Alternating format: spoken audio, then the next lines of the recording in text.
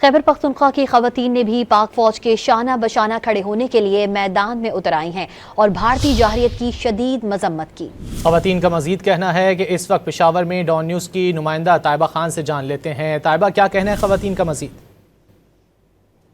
जी बिल्कुल, मुल्क की सलामती के लिए जिस तरह से पाक फ़ौज के साथ मर्द हज़रात खड़े हैं, वहीं जो ख़वातीन हैं वो भी पाक फ़ौज के शाना बशाना खड़ी हुई हैं और मुल्क की सलामती के लिए, अमन व सलामती के लिए दुआएं वगैरह कर रही है।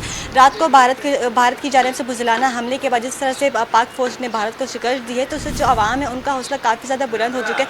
इस वक्त हमारे साथ यहाँ पे एक शेर भी मौजूद है, इनसे बात करेंगे कि मैम आप बताएं कि रात को भारत ने जो हमला किया और पाक फ़ौज ने जिस तरह से उनका मुकाबला किया, इस हवाले से आप क्या कहती हैं?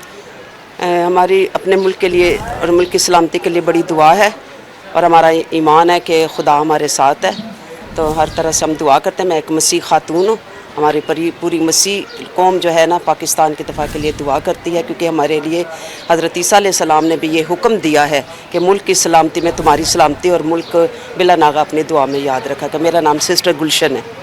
जी बिल्कुल, जैसे कि आप सुने कि एक मसीही खातून और इनका यही कहना है कि जो मसीही बिरादरी है वो भी पूरी पाक फ़ौज के साथ खड़ी हुई, और जिस तरह से पाक फ़ौज मुल्क की दफ़ा के लिए जो है तो लड़ रही है, वैसे ही अगर ख़वातीनों की ज़रूरत पड़ी तो वो भी पाक फ़ौज के साथ ज़रूर लड़ेंगी। जी।